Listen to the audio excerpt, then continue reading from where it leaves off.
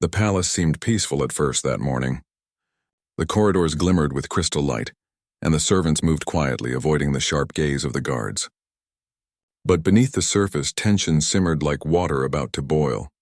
Elias had been teaching, guiding, and inspiring in secret for weeks.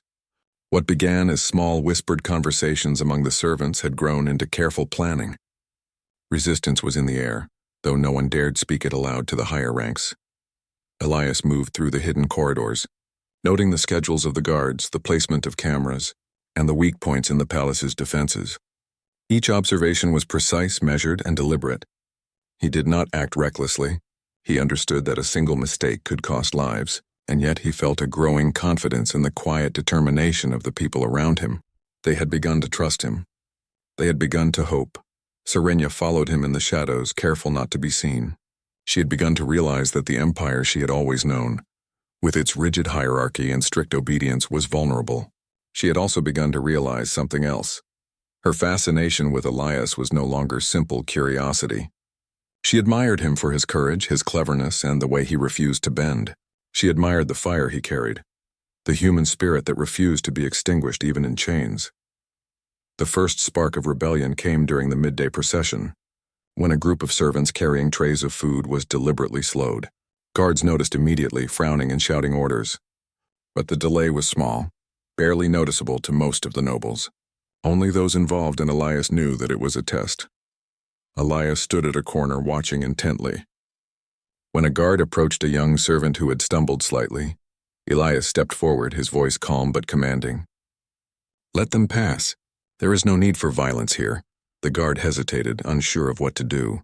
He was trained to obey, to punish without question, but there was something in Elias's tone that made him pause. It was not fear, it was certainty. The human was unshakable, and for a brief moment the guard questioned his own orders. From that moment, small acts of defiance began to ripple through the palace. Servants spoke louder in hidden corners, exchanged messages through subtle signals, and shared information about the movements of the guards. Elias taught them how to communicate without drawing attention, how to hide their intentions, and how to prepare for the inevitable confrontation that would come. Serenia observed all of this quietly, absorbing everything. She was learning as much from the human as the servants were, and she began to understand the power of ideas. The palace had relied on control, fear, and obedience for centuries, but Elias was showing her that one spark could illuminate the cracks in even the strongest walls. One evening, after the sun had set and the artificial lights bathed the halls in a soft glow, Elias called a meeting in a secluded chamber. Servants gathered, their eyes wide with anticipation. Elias's voice was steady and firm. "The time is coming," he said. "We will face a test soon, and we must be ready. Not all of you will fight with weapons. Some will fight with knowledge, with observation, with patience. But each of you has a role. Every small act matters." A young servant, trembling slightly, asked, "And what if we fail? What if the Empress discovers us?" Elias looked at him with calm determination. "Then we learn and we try again. Humans have failed countless times, and yet we rise each time. Failure is not the end. It is a lesson." Serenia's heart raced as she listened. She knew the risk, but she also knew that something extraordinary was happening. The human, a creature her people had long underestimated, was inspiring hope and courage where none had existed. The day of confrontation arrived unexpectedly. A high-ranking official had decided to punish Elias for a minor infraction, believing it would teach the other servants a lesson. He ordered Elias to the central courtyard, surrounded by guards and watched by nobles. The courtyard was vast, lined with marble pillars and filled with the light of a harsh sun. Elias walked calmly, his hands bound but his head held high. The guards pressed close, expecting compliance. The crowd murmured in anticipation, certain that the human would break under the pressure. When the official raised his hand to strike, Elias spoke. His voice rang clear, cutting through the noise. "I am not yours to punish." The words caused a ripple through the crowd. The guards faltered, unsure how to respond to such defiance. Elias took a step forward, his eyes meeting those of the officials. "You can cage me, you can bind me, but my spirit is free. And the spirit cannot be caged." A hush fell over the courtyard. For the first time, many of the watchers realized that the human was unbroken. His courage was not for show. It was real. And it was contagious. Small acts of rebellion erupted almost immediately. Servants who had been hiding in the shadows shouted warnings, moved supplies, and distracted the guards. Guards who had begun to question their orders now refused to act against Elias. Even some nobles stepped back, uncertain of what to do. Sirenia moved quickly, positioning herself beside Elias. "Stay calm," she whispered. "We can get through this together." Elias nodded, his eyes scanning the courtyard. Trust in the people. Trust in the human spirit. The confrontation grew chaotic. The official tried to assert control, but his commands were ignored. Guards argued among themselves, some moving to protect the human, others frozen in uncertainty. The palace, for all its order and precision, was unraveling in a single human-driven moment of defiance. Elias moved with careful strategy, guiding the servants and alerting them to the movements of the guards. He was not fighting with brute force. He was using observation, timing, and intelligence. Every action was calculated, every decision designed to maximize the effect of courage over violence. Sirenia watched in awe as the rebellion unfolded. She realized that the human spirit was not just about bravery or strength, it was about influence. One person, acting with clarity and determination, could inspire others to rise in ways that no empire could fully control. The chaos continued for hours. Guards were disarmed or distracted, servants moved supplies and information, and the courtyard became a theater of defiance. Elias remained calm throughout, his presence a steady anchor amid the storm. His words, actions, and courage spread like wildfire, reaching everyone in the space and igniting a sense of possibility that had long been suppressed. Finally, as the sun dipped below the horizon, the immediate confrontation ended. The officials retreated, humiliated and uncertain, while the guards and servants regrouped. Elias stood tall, surrounded by those who had chosen to follow him, and Sirenia stood beside him, her mind racing with realization. "You have changed this place," she said softly. "No," Elias replied. "We have begun to change it. The palace, the empire, and even your mother's rule are not yet broken. But the first steps have been taken, and once the first step is taken, the path cannot be undone." Sirenia nodded, understanding for the first time the full impact of his presence. She had been drawn to him before for curiosity and fascination, but now she saw clearly that he was a force of change, a symbol of the human spirit that could not be caged, chained, or ignored. The night was quiet, but the palace was no longer the same. Whispers of defiance had spread further than anyone realized. Servants who had once moved silently now exchanged glances of understanding. Guards who had blindly obeyed orders now hesitated, and for the first time, even some nobles wondered if their careful world of control was truly unbreakable. Elias and Sirenia met in the quiet of the gardens, where silver-leafed trees swayed under the artificial sunlight of the night sky. The moons reflected on the surface of the small fountain, casting dancing lights across their faces. "The first wave is done," Elias said, "but this is only the beginning. There will be challenges, dangers, and choices that must be made, and some will be difficult. Very difficult." Sirenia looked at him, determination in her violet eyes. "I'm ready. I want to learn. I want to help." Elias smiled faintly, a mixture of pride and acknowledgement. "Then you will see that freedom is not given. It is earned, and it is earned together." The palace, silent beneath the twin moons, held its breath. The first wave of rebellion had passed, but the fire had been lit, and soon that fire would grow, fueled by courage, determination, and the unbreakable spirit of one human who refused to bow. The great alien city stretched across the horizon like a living jewel. Towers of crystal rose higher than mountains, glowing softly with inner light. Bridges floated between them, alive with moving shapes, and the streets below were full of beings from every corner of the galaxy. It was the day of the grand market, when ships from far-off worlds came to display their treasures, their beasts, and sometimes their captives. In the middle of this wonder stood a large circular arena, open to the sky. The air shimmered with heat as thousands of voices blended into a single roar. The slave auction was beginning. Across the wide stone platform, creatures of different races stood in cages, their eyes dull, their bodies bent. They had been trained to look obedient, broken, and silent. The crowd was restless, waiting to see the next offering. Elias was not like the others. His cage was small, iron bars pressed close, but he stood tall within it. His hands were bound, his clothes were torn, and his body carried scars from his capture. But his eyes burned. He was a human, and in this empire humans were rare. Most had been wiped out when colonies fell or when expeditions vanished. To the galaxy they were almost a myth, creatures of little strength or value. Yet every now and then one appeared, dragged from some forgotten world, and that alone was enough to make the rich and the powerful curious. When the guards pulled Elias from the cage, he did not stumble. He did not kneel. The iron collar around his neck hummed with energy, meant to force him down, but he resisted, standing upright, his head high as the crowd jeered and laughed. The auctioneer, a creature with a long snout and glimmering scales, raised its voice. "Behold, citizens of the Empire, a rarity among rarities, a human. Few remain, and fewer still survive long enough to stand here.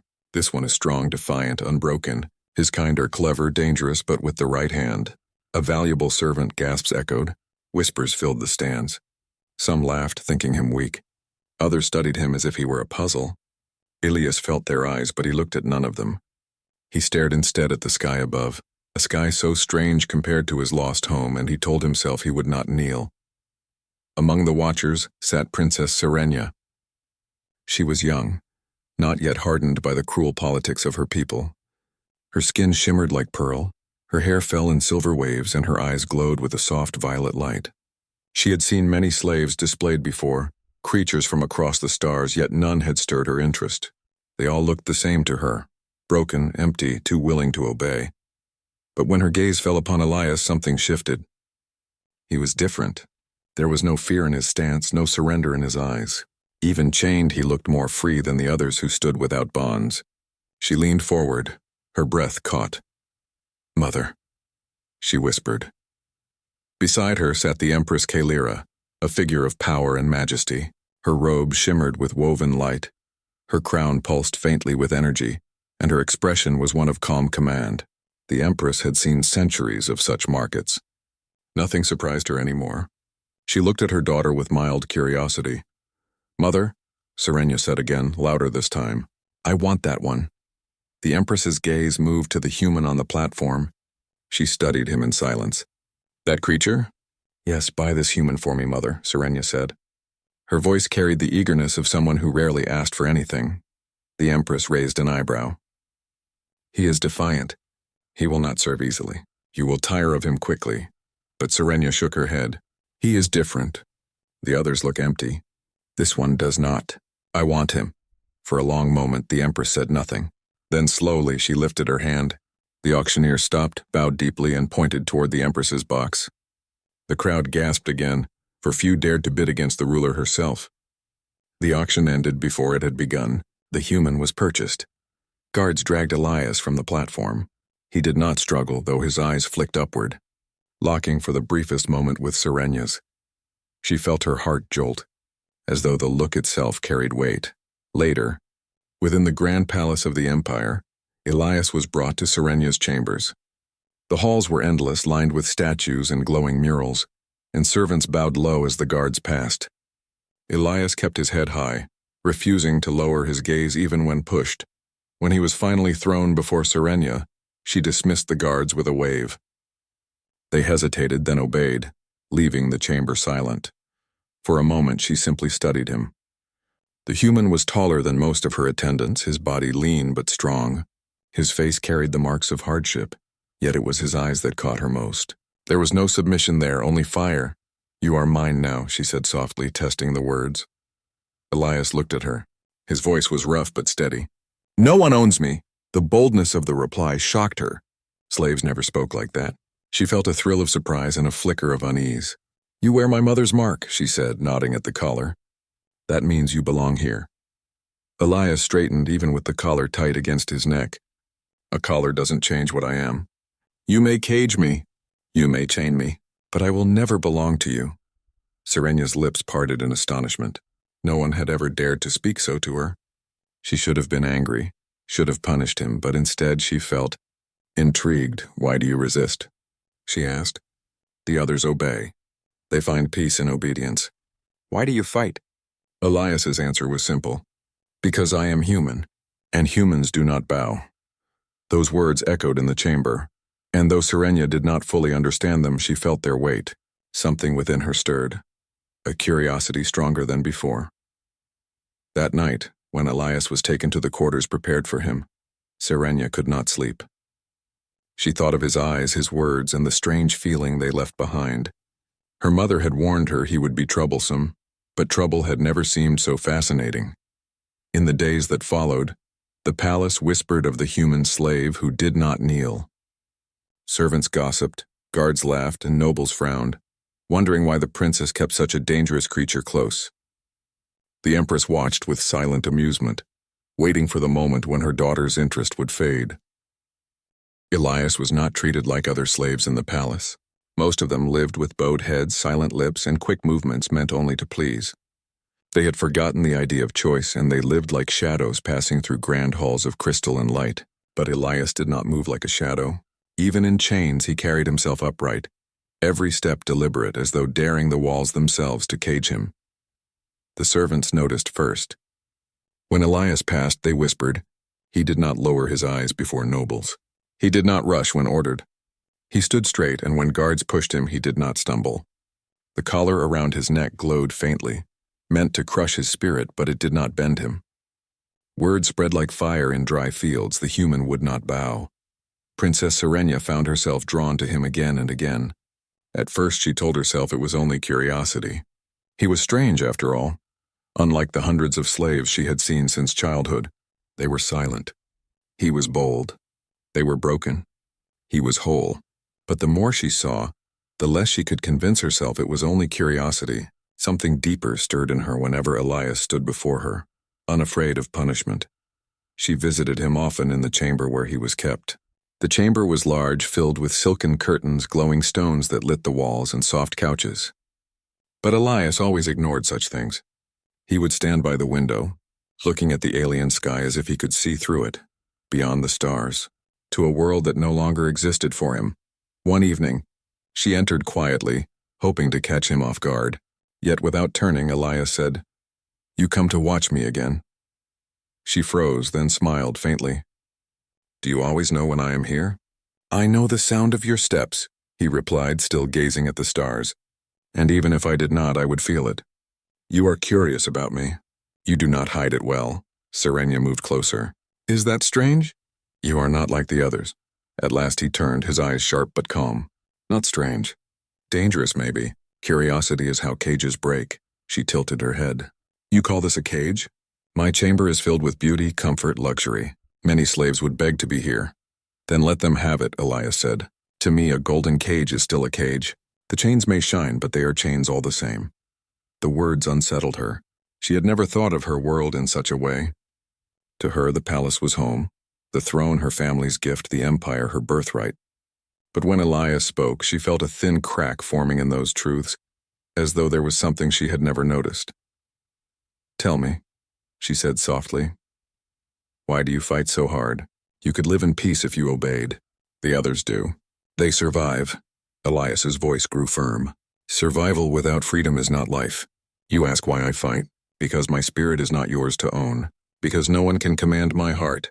Because if I bow, I betray everything my kind has ever stood for." She frowned, confused. "Your kind? Humans?" "Yes," Elias said, his chest rising. "We are weak compared to many. We bleed, we break, we die. But we endure, we resist. Even when everything is taken, we rise again. That is what it means to be human." The word struck her like a storm. She had never heard a slave speak with such pride. Pride was dangerous. Pride could inspire. Yet instead of fear, she felt admiration. Over the next days, Serenia questioned him often. She asked about his people, his lost world, his history. Elias answered in fragments. He told her of green fields and blue skies, of seas that stretched without end, of mountains taller than any palace tower. He spoke of families who laughed together, of songs sung in the dark to give courage, of revolutions where common people had stood against kings and empires.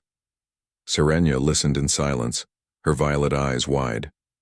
Her world was filled with obedience, tradition, and order. The idea of people rising against rulers seemed impossible, almost mad. Yet Elias spoke of it as though it was natural, even noble. "On my world," he said one night, "we were taught that no man or woman was born above another. We fought wars to prove it. We built nations on that belief, even when it was hard, even when we failed. Again and again we stood up. But you were conquered, Serenia whispered. Not to mock him, but to understand. Elias's gaze grew dark. Yes, we lost colonies. We were scattered. But hear me, princess. Being defeated is not the same as being broken. You can kill us, enslave us, bury us in chains, but you will never own us. Not truly. His words stayed with her long after she left his chamber. She dreamed of humans standing against giants, of voices raised against thrones, of men and women who chose death over chains. The stories Elias told painted pictures in her mind, brighter than the murals on her palace walls. The palace itself began to change in small ways. Servants who once shuffled silently now glanced toward Elias with hidden smiles. Guards who mocked him at first now hesitated, their laughter quieter when he passed. His refusal to kneel was like a spark in dry wood. Others felt it even if they did not speak. The Empress, of course, noticed. She was too wise not to. One afternoon she called Serenia to her throne room. The great hall was vast, its ceiling lost in shadow, its walls lined with alien fire that burned without smoke. The Empress sat high above, her crown glowing faintly. "My daughter," she said, her voice calm but edged with iron, "you spend too much time with your toy." Serenia bowed her head slightly. "He is not a toy, mother." The Empress's eyes narrowed. "Then what is he?" "He is a slave. An animal in a collar. You asked me to buy him, and I did. But already I see the danger. He resists, and in resisting he inspires. That cannot be allowed." Serenia's chest tightened. "You would destroy him?" "If necessary," the Empress said coldly. "A fire, even small, can burn a forest. Remember that." Serenia left the hall with her thoughts heavy. She knew her mother was right in one sense. Elias was dangerous. But he was also something more. He was a window into a world she had never known, a mirror that showed her the cracks in her empire's perfect surface. That night, she returned to Elias. He looked at her once and said, "She will kill me, won't she?" Her breath caught. "How did you know?" "I see it in the eyes of her guards," he said simply. "I hear it in the silence around me. But it doesn't matter. Death is nothing. Chains are worse." Serenia's heart ached. She wanted to argue, to tell him he was wrong, but deep inside she knew he was right. For the first time in her life, the princess felt torn. Her world had always been clear: loyalty to her mother, loyalty to the empire, obedience to tradition. But now another voice filled her mind, the voice of a human who refused to bow. And as the days passed, she began to realize that Elias was not the one in danger of breaking. The days passed slowly in the palace, but for Elias, each one brought a new challenge. The humans had always survived by thinking, by questioning, by finding clever ways where strength alone could not save them. In a palace of alien customs, such lessons were more valuable than any weapon. He noticed small things. The way guards changed shifts, leaving certain hallways less watched. The way some servants avoided the central courtyards during busy hours, whispering in hidden corners. The aliens did not understand human curiosity. They assumed chains would quiet the mind. Obedience would crush the spirit. But Elias had a mind unbound, and with each passing day he began to test the limits. Serenia watched him from afar, often hiding behind doors or within shadows, careful not to draw attention. She saw him observe the palace, note patterns, memorize routes, and speak quietly to the servants who dared approach. Some of them came to him at night speaking in hushed tones. They did not kneel and they did not fear him. He spoke not as a master but as a human who had learned to survive by understanding the world and the people in it. One night, as the twin moons of the alien world hung low and silver in the sky, Elias gathered the servants quietly in a hidden chamber deep beneath the palace. They crowded in, their eyes wide with fear and curiosity. "You do not have to obey blindly," Elias said, his voice calm but firm. "Chains may hold your body, but they cannot hold your mind. You can move. You can think. You can resist in ways they will never expect." A small murmur went through the group. One young servant, trembling, asked, "But if we try, they will punish us. We will be destroyed." Elias stepped closer. "Yes, they may punish you. But what is life without choice? To live only as a shadow of someone else is not survival. It is dying slowly." Some of the servants looked at each other nervously, but others nodded. Slowly the seed of courage began to grow, and Elias knew it. He had seen it in the way their shoulders lifted slightly when he spoke, in the sparks of defiance hidden behind their fear. Meanwhile, Princess Serenia found herself torn. Her mother's warnings echoed in her mind. A fire, even small, can burn a forest. Yet whenever she thought of Elias, she could not see danger alone. She saw possibility. She saw someone who could show her things she had never imagined. She began visiting him more often, listening to his stories, learning about his world, asking questions she would never ask anyone else. One afternoon she asked, "Why do your people keep fighting even when the odds are against them?" Elias smiled faintly. "Because we have to. Even when everything seems lost, even when all hope is gone, humans rise again. That is what makes us strong. That is what makes us dangerous. And that is why I do not kneel here. This world may have more power, more weapons, more control, but it does not have spirit. It cannot break me because it cannot understand me." Serenia stared at him, amazed. "Spirit, is that what makes humans special?" "Among other things," Elias said. "We may die. We may be weak. But we survive in ways others cannot. We make each other stronger. We inspire each other to stand even when falling is easier. That is our power." She pondered this for a long time. In the palace, power was measured in armies, in control, in riches. But she began to see another kind of strength. A quiet kind, one that did not need weapons or laws to command respect. She began to admire Elias not just for his defiance, but for the spark he carried. A spark she had never seen in anyone else. Elias noticed her attention. "You do not have to obey your mother blindly either," he said one night. "You have your own mind. You can choose." Serenia looked down, unsure. "I do not know what choice means in this palace. Everything is measured, ordered. To defy my mother is unthinkable." "Then think," Elias said simply. "Even small thoughts can become actions.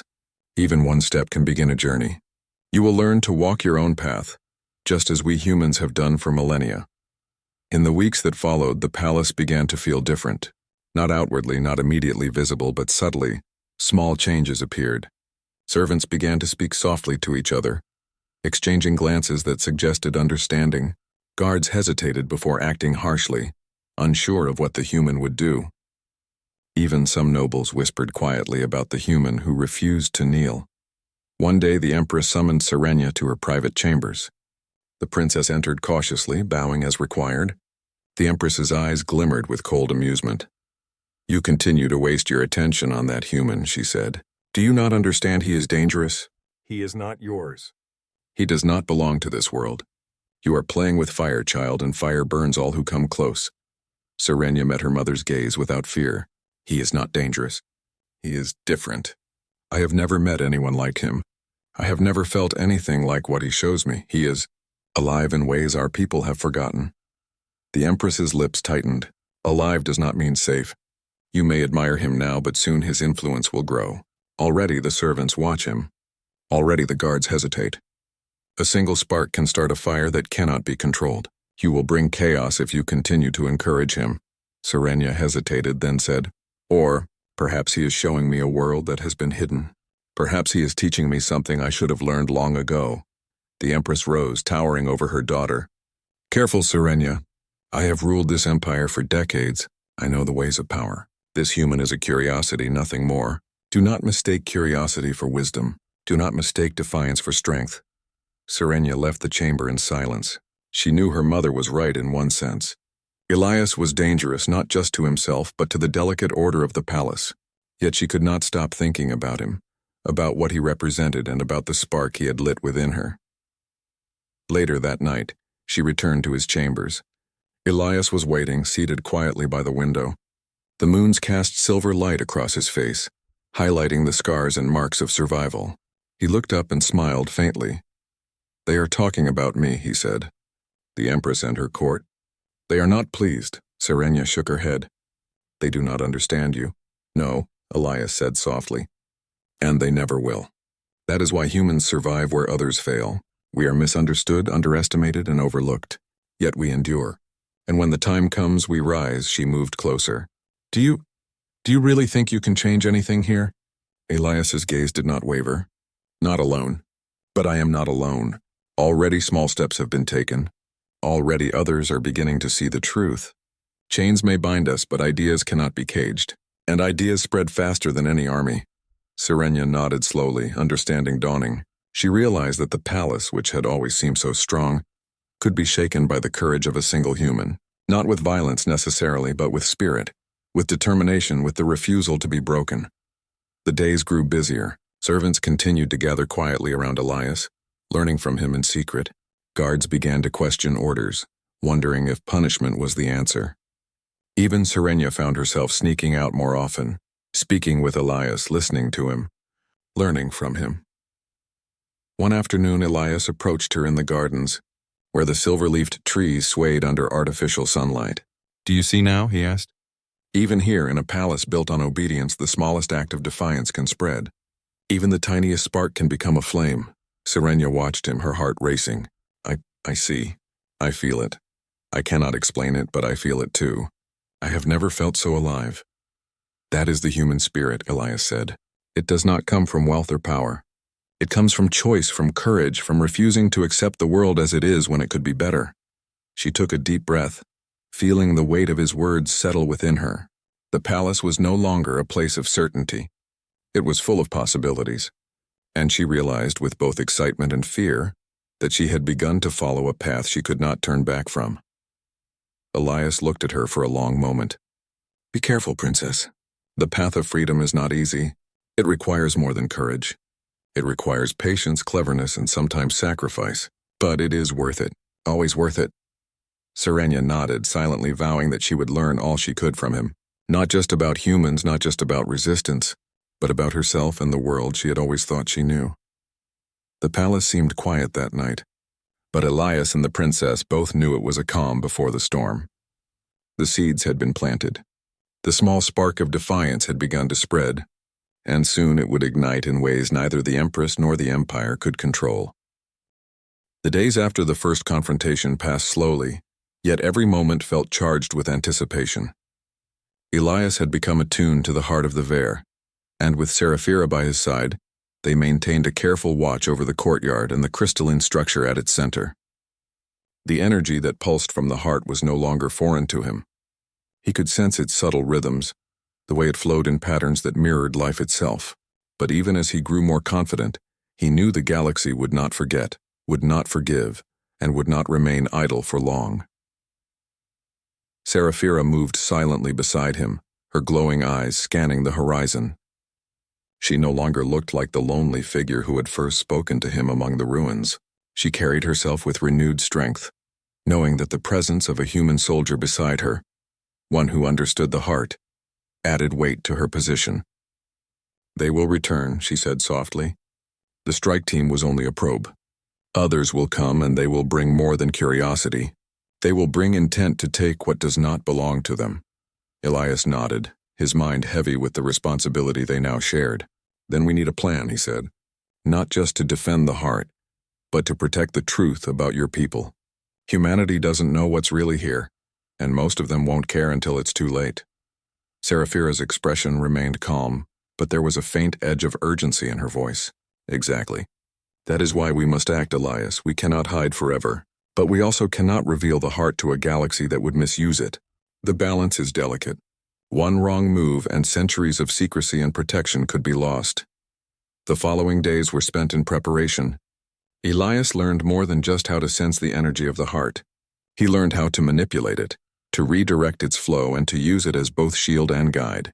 Seraphira watched him closely, offering instruction while keeping a watchful eye on the perimeter. Every sound in the courtyard, every flicker of light from the outer gates was a signal that danger approached.